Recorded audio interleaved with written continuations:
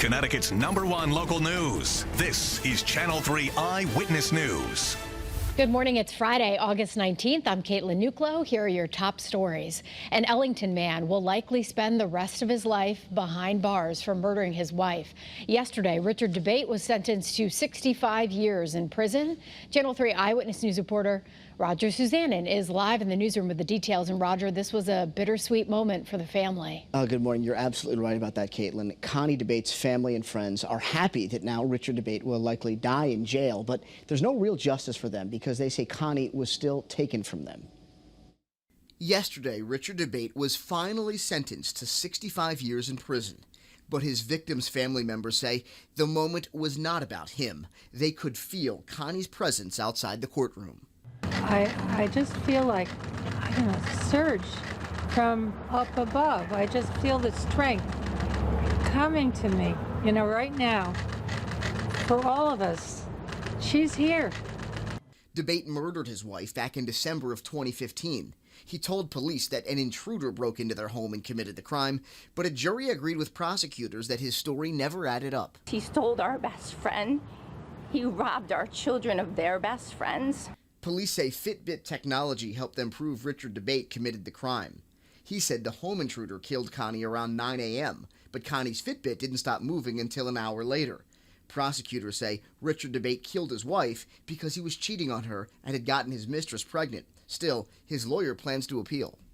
He is completely steadfast in his innocence and dedicated to proving his innocence. Now, Connie DeBate's family members say they are all still suffering right now, especially for two children who they say continue to have nightmares about this shocking crime. Live in the newsroom this morning, I'm Roger Suzanin, Channel 3 Eyewitness News. All right, thanks, Roger. 7:02 is now the time. We got the new drought monitor yesterday, and it's not good news. Northeast and southeast Connecticut now in the extreme drought mode, a severe drought for a good portion of the landscape here in Connecticut, and moderate drought for Fairfield and New Haven counties. So we need water, we need rain, and unfortunately there's not a whole lot of it for the next 3 days, which bodes well for the weekend. I mean, we like to have nice weekends, right?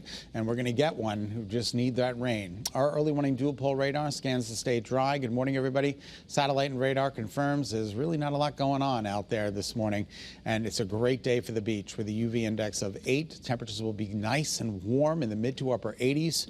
High tide comes a little bit later this afternoon through early this evening, right around 6 p.m. for New Haven. All right, here's early morning futurecast. Tomorrow's weather today shows us an hour-by-hour depiction of not a lot going on. Right through 5 p.m. I mean, you're hardly going to see a cloud out there. And then tonight, overnight, into very early tomorrow morning, there will be some cloud coverage. Here it comes. This is 4 a.m. This is 9 a.m., so mixture of sun and clouds by 9 a.m.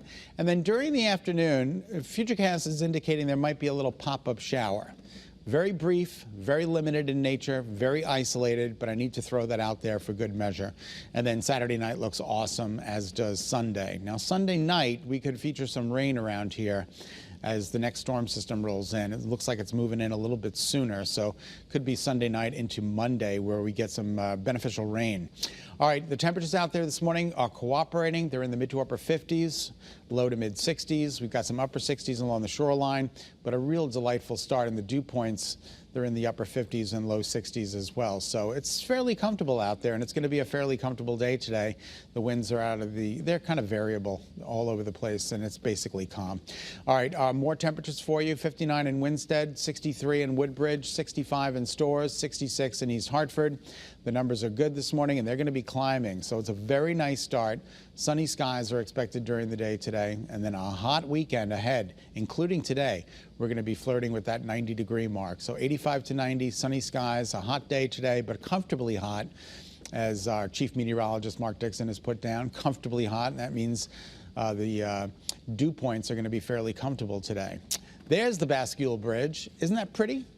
Isn't it? Really It's just nice and mystic this morning. It's so huh? nice, isn't it? Absolutely gorgeous this morning. The water there looks good. There's a little car going by, crossing over the Bascule Bridge, 100 years old. God bless. All right, Waterbury, 60 degrees right now. Looks like a beautiful scene there in Waterbury with most of the green there.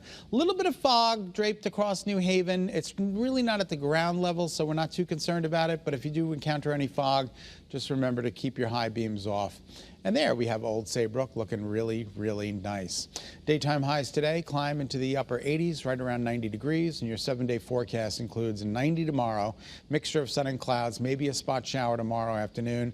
Sunday, a better chance for rain at night into Monday. Okay, Monday looks a bit unsettled and cooler. Tuesday, 84 with unsettled weather for Tuesday. And then Wednesday and Thursday are dry with temperatures marching back up into the mid to upper 80s. All right, it's just about 7:06. We'll send it back to Caitlin for a check of the rest of the news. Hey, Kate, good morning. All right. Good morning, Scott. Thank you. Well, today police are looking for a 32-year-old Joseph Whitaker of Waterbury. He's the suspect in the death of 32-year-old Lashard Santos, who was shot multiple times and died early yesterday morning. This happened just about 1 o'clock outside of Birdie's West Indian Restaurant on North Main Street. It's the city's 10th homicide this year alone and the 3rd in just the past week. Living on this side is real scary. I'm 46 years old. I stay in the house. I can't do nothing. I can't take my son to the park around the corner because there's nothing but gunshots constantly. The recent killings have all happened outside of local businesses. Police say the last 3 were targeted but unrelated to one another. The Waterbury police chief says the department is now working with the state to create a violent task force. All right, other news now. The first of its kind report has been released on how police officers use force while fighting crime. The report, done by the University of Connecticut, examines data from a 2-year period between 2019 and 2020. Out of 1,300 people who reportedly experienced police use of force, 38% were black, 33% were white. But researchers say the public should be cautious when reviewing this information because the collecting of the data had serious gaps and limitations. There were also no standardized ways for departments to submit the data when that program started. But I think with the new reporting system we implemented on July 1st, we will be able to very quickly better understand the application of force across different demographic groups. So I think there's still an outstanding question before we can draw any real conclusions on that. When you know better, you do better. And that applies not only to the police in this case, right?